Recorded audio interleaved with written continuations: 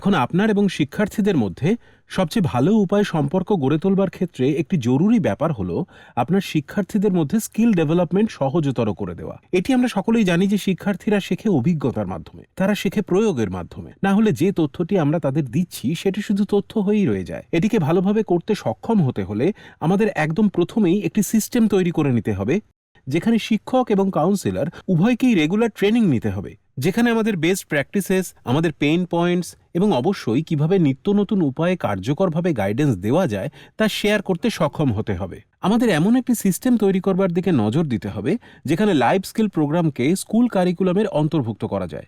সঙ্গে দেখতে হবে স্কিল ডেভেলপমেন্ট কিভাবে শেখালে তা শিক্ষাবর্ষের একাডেমিক ক্যালেন্ডারের সঙ্গে মানানসই ও সুবিধাজনক হয়ে ওঠে। তাই আপনাকে কোঅর্ডিনেট করতে হবে স্কুল ম্যানেজমেন্ট, ক্লাস টিচারের সঙ্গে, যাতে আপনি বুঝতে পারেন যে কোন উপায়ে এই স্কিল প্রোগ্রাম বা ইন্টারভেনশনগুলি পরিকল্পনা করা যেতে পারে। তাই এটি আরও ভালোভাবে করার জন্য আপনাকে নিজের স্কুলে একটি কেরিয়ার সেল বা প্লেসমেন্ট সেল গড়ে তুলতে হবে। এই সেলটিকে যাবতীয় কেরিয়ার গাইডেন্স ইন্টারভেনশনের দায়িত্ব নিতে হবে। তাই আপনাকে নজর দিতে হবে একটি নেটওয়ার্ক কমিউনিটি তৈরির উপর, যেখানে থাকবে শিক্ষার্থী, অভিভাবক, স্থানীয় নিয়োগকর্তা, employment exchange offices, skill development programme সহযোগীরা, যারা কেরিয়ার প্ল্যানিং এর ক্ষেত্রে এই সমস্ত উপাদানগুলি বুঝতে সাহায্য করবে। আমরা সহযোগিতার জন্য নজর দিতে পারি প্রাইভেট সেক্টর ও স্থানীয় এমপ্লয়মেন্ট এক্সচেঞ্জ অফিসে, যে কিভাবে আমরা নিশ্চিত রূপে শিক্ষার্থীদের জন্য অ্যাপ্রেন্টিসশিপ ও ইন্টার্নশিপ প্রোগ্রামগুলি পরিচালনা করতে পারি, যেখানে ওরা নিজেদের শিক্ষাকে অভিজ্ঞতার মাধ্যমে প্রয়োগ করতে পারবে।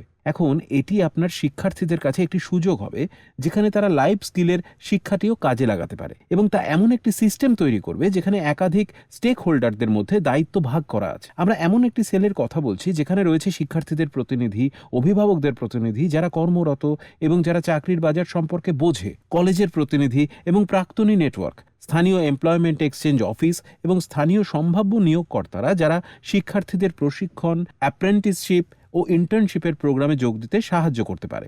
এখানে আমরা শুধু এমন শিক্ষার্থীদের দিকে নজর দিচ্ছি না যারা গ্র্যাজুয়েশন শেষ করতে চলেছে এবং কখনো হয়তো মাস্টার্সও, যাতে তারা একটি নির্দিষ্ট কেরিয়ারের পথ অনুসরণ করতে পারে। সঙ্গে এমন শিক্ষার্থীদেরও সুযোগ দিতে হবে যারা একটি ভোকেশনাল পথে যেতে চায়, সেই শিক্ষার্থীরা যারা ডিগ্রির বদলে ডিপ্লোমা করে তারপর নিজেদের পছন্দের কেরিয়ারের পথ অনুসরণ করতে চায়। সুতরাং এই সবকটি দিকের জন্যই কাজের জগতের একটি নির্দিষ্ট পরিমাণ এক্সপোজার ভীষণ জরুরি।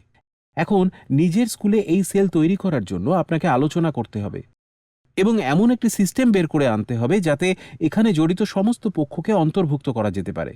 সাথে একটি নির্দিষ্ট পরিকল্পনা থাকবে যেটি অনুযায়ী সেল চলবে। এর সঙ্গে সঙ্গেই প্রথমত শিক্ষার্থীদের, অভিভাবকদের, প্রাথমিক স্টেক হোল্ডারদের, শিক্ষকদের, ক্লাস টিচারদের, কেরিয়ার গাইডদের, এমপ্লয়মেন্ট এক্সচেঞ্জ অফিস ও স্থানীয় এমপ্লয়ারদের এবং সম্ভবত স্থানীয় ক্লাবদেরও, যারা তরুণ প্রজন্মকে এমপ্লয়মেন্ট অথবা ট্রেনিংয়ের সুযোগ দিতে পারে, এই সকলের দৃষ্টিভঙ্গি মাথায় রাখতে হবে। চলুন পরবর্তী অধ্যায়ে নজর দেওয়া যাক।